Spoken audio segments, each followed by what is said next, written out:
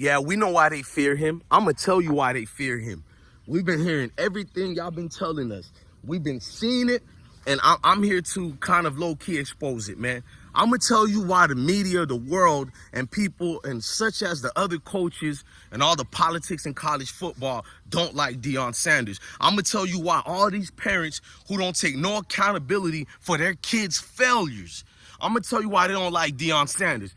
Colorado football team has jumped up in money in the last year and a half, not even 2 years. They're one of the most valuable college football teams, and they're not known for any winning seasons in the last 21 years, because we have to count the losing season Coach Prime just had. But did he really lose? I'm about to tell y'all how he didn't really lose at all and why they hate him. Deion Sanders' ticket sales alone last year jumped up to $30 million, less than what? I think it was 1 to 2 days they had it up, sold out tickets. Spring game alone brought more money than what teams playing 3 games collectively together brought in. Go look at the math. One spring game alone made more money at a Division I college that makes that amount of money, whatever. I mean, let me say it better in analogy. In 3 games that a top Division I football team plays, the money they make, Colorado made that in only 1 spring game. We're not even talking about the jersey sales, the financing things going around, and it helps the players out because your name and likeness, you get paid for that now. So even though the NCAA doesn't have to pay kids, which I wish they were the ones paying the kids, but you will get a percentage of what the school is making too, so everybody wins. Them Travis Hunter jerseys, and let's just be real. My new favorite player is Charlie Offerdahl, man. Like, he's not one of these corny Rudies and all that. Rudy, no, he's a dog.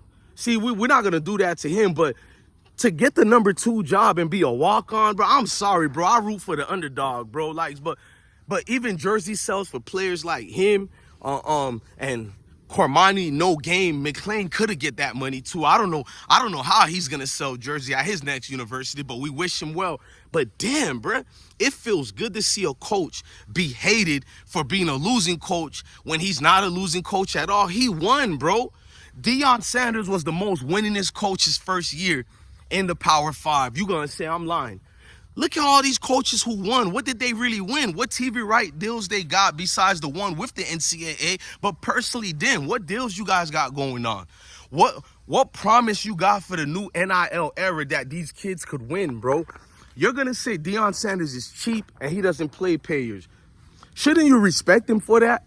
In a world where the media keeps talking about, oh, this coach has character, X, Y, and Z, but they throw dirt on Deion so much when he's one of the guys who don't believe in the NIL, but he's hated for it. The same media that was preaching the NIL is destroying college football, but when Deion is against it, now he's part of the problem why the kids should get paid, so he can't win if he's trying. But the problem of they can't stand Deion is the winning nature, bro. Winning in every aspect of life, bro. Everybody, including the haters, the people who don't like Deion, they keep watching Colorado football. The naysayers, the media pundits who are not real journalists, but they work for failed companies like ESPN. Look, I'm going to just tell you guys why I don't like ESPN. I'm a conservative man. I'm not going to be corny all the time and say conservative black man. No, I'm a conservative man. Most people who look like me, we were born and raised into a conservative family, church foundation. Even the ones you call thugs, born in the streets, believe it or not, Big Mama and them had us in church. I'm very conservative. I don't want to get into that. And ESPN, I feel like they force things on us. They force things on my kids. I'm not ready for it. I don't need my kids to see every time they look at sports, it's about 2 men kissing each other and 2 women kissing each other. We don't have anything against that. But I want my kids to watch sports, not politics. And that's what ESPN became. We can talk about the politics, but we want to see that crap when we're watching our sports. Sports is either supposed to bring us together or at least help us subdue the pain from the real life, working hard at our 9-to-5 jobs or whatever, or however you get your money. You feel me? The stress of losing loved ones. You just had a death in the family. Let's knock on wood, because I don't want to go through that at all. Let me knock on wood right quick. Knock on wood, a death through the family or something like that. You want to forget about these pains and this depression situation. Football kind of hype us up. And that's what's going on with ESPN. They're always having some weird narrative that has nothing to do with sports. You see Stephen A. No Smith. You see that clown. You see many of them. They always moving the goalposts towards a certain way with their hypocrite ways. The hypocrisy of Mickey Mouse has always been there. But let's fast forward. Even with ESPN hating on Deion Sanders at every chance they get, who they keep talking about the most? Deion Sanders.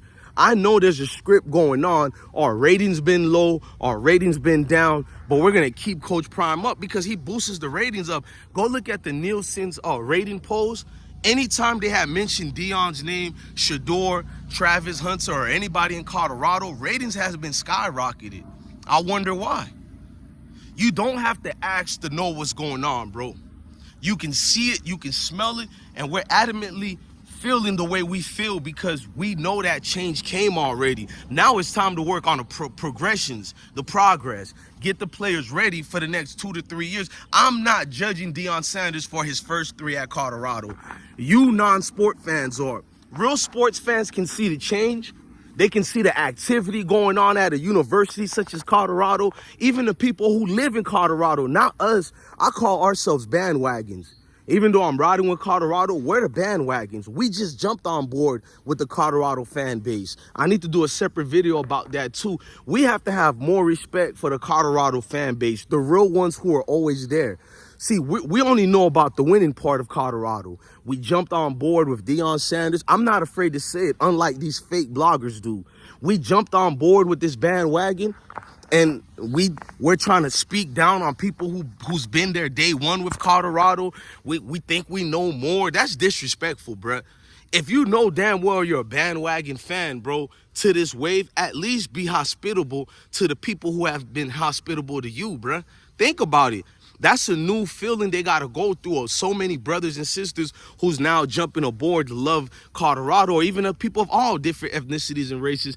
These other fans got to be like, damn, man, is these people going to be here to stay with us, or are they just using us for Coach Prime? I'm real enough to bring that up, and I'm one of them ones. I'm going to go out my way to make sure you guys see I'm not. Yeah, I started off as a bandwagon, but I fell in love with the team. I fell in love with the culture. It's just something that happens naturally in football. Most sport fans know I'm not lying.